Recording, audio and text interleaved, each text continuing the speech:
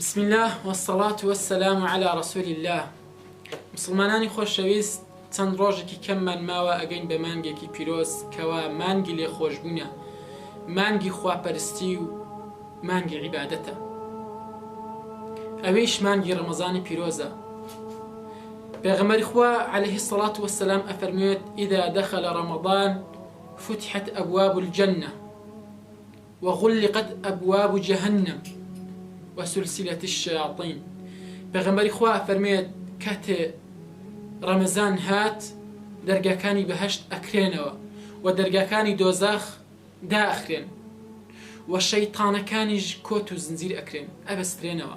ئەو شەیتانانەی کەوا دایم ئیشیان ئەوە بوو ئینسانەکان تووشی تاوان بکەن.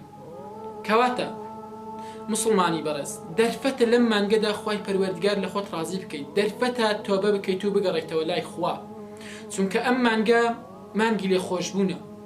وەکو ڕەسوولی خوا ئەفەرمێت عليه الصلاة والسلام: من صام رمضان إيمانا واحتسابا غفر له ما تقدم من ذنبه.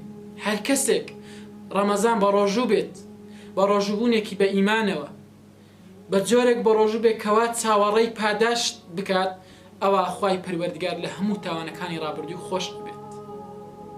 بۆ یەکەم تەرخەم مەبە لەم مانگە پیرۆزە، تەمبەڵی مەکە، چونکە لەم مانگە ئەجر و پاداشتی زۆری تێدایە.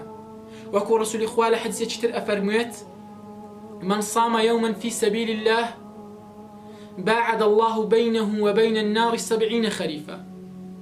ڕەسوولی خوا ئەفەرموێت هەر کەسێ تەنها یەک ڕۆژ لە پێناو خوای پەروەردگار بە ڕۆژوو بێت، خوای پەروەردگار 70 ساڵ لە ئاگری جەهەنەم دووری ئەخاتەوە.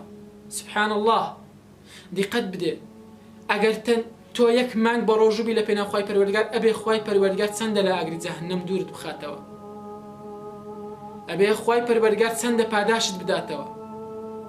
هەمومان پێویستمان بەوەیە کەوا خوای پەروەردگار لێمان خۆش بێ، کەوا خوای پەروەردگار لێمان ڕازی بێ، چونکە وەڵڵاهی مەرحلەکانی قیامەت سەختن. ئەگەر لە دنیادا خۆمان ئامادە نەکەین، لە قیامەت حاڵمان خۆش نابێت و حاڵمان خراپ ئەبێت. و بەهۆی مانگی ڕەمەزانەوە ئەجر و پلەمان بەرز ئەبێتەوە. دوو کەس هاتنە لای پێغەمبەری خوا عليه الصلاة والسلام، ئیمانیان پێهێنا. یەکێکیان لە پێناو خوای پەروەردگار شەهید بوو، ئەوەی تر ساڵێک دوای ئەو مرد. تەڵحە یەکێکە لە سەحابەکانی پێغەمبەری خوا عليه الصلاة والسلام ئەفەرمێ لە خەوما بینیم ئەوەی دووەم پێش ئەوەی یەکەم ڕۆیشتە بەهەشتەوە. منیش لام سەیر بوو، ئەم خەوم بۆ پێغەمبەری خوا عليه الصلاة والسلام جێڕایەوە. پێغەمبەریش خوش پێی فەرمووم: ئەی تەڵحە، سەیرت لە چی دێ؟ مەگەر ئەو ڕەمەزانێک زیاتر لە ئەوەی یەکەمی نەگرتووە؟ کە ئەوەی یەکەمیش لە پێناو خوای پەروەردگار شەهید بوو، کەواتە تۆ بەهۆی گرتنی مانگی ڕەمەزان پلێت بەرزتر ئەبێ لە شەهید لای خوای پەروەردگار. بۆ یەکەم تەرخەمی مەکە لە مانگە پیرۆزەدا، هەوڵدە لەم مانگە خوا لە خۆت ڕازی بکەیت، هەوڵدە لەم مانگە بەرنامەیەکی پتە و پڕ لە عیبادەتت هەبێت.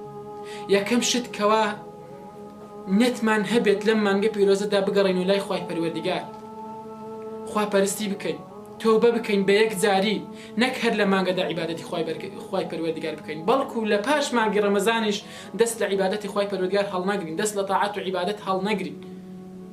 ئەو کاتە تۆ کەسێکی سەرفرازیت. و شتێکی تر لەو مانگە پیرۆزەدا ئەوەیە کەوا هەر نەبێت ختمێ دوو ختمی قورئان بکەین، چونکە ڕەسوولی خوا عليه الصلاة والسلام لەم مانگە پیرۆزەدا زۆر قورئانی ئەخوێن.